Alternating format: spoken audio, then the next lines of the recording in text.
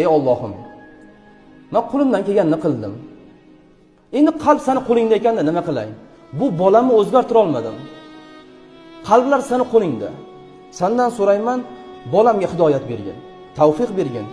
Seni yo'lingda yurishini, qiyomat kuni bu bilan birga jannatda ko'rishni orzu qilaman. Men qiynalib qolaman, o'zim jannatda-yu bolam jahannamga tushib ketib qolsa. Sen rahmlidan rahmlisan. Sen bandangni xafa qilmaysan. Sen bandangni xijolat qildirib qo'ymaysan. Sen bandangning duosini ijobat qilasan, chunki Qur'onda aytgansan, duoingizni ijobat qilaman deb. Men senga duo qilaman, o'g'limni senga topshirdim.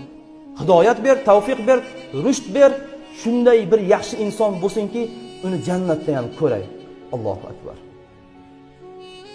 Ulamolar aytadi, Ali ibn Fuzayl ibn Iyozdan 10 barobar yaxshi bo'lib ketdi deyshadi. Fuzayl ibn Iyozni Abdulloh ibn Muborak ta'rif etdi. Endi Ali ibn Fuzayl ibn Iyozni o'g'lini butun olimlar ta'rif etib, Fuzayl ibn Iyozdan ham o'g'il o'tib ketib qoldi, ilmda ham, taqvoda ham, fiqhda ham deydi. Nima? Bu joyda nima? Otani duosi ketdi. Otani ixloschilik hech kim ixlos qilmaydi, manaman degani ham. Buni hammamiz yaxshi bilamiz. Chunki bizni farzandimizga o'zimizchalik hech kim qayg'urmaydi.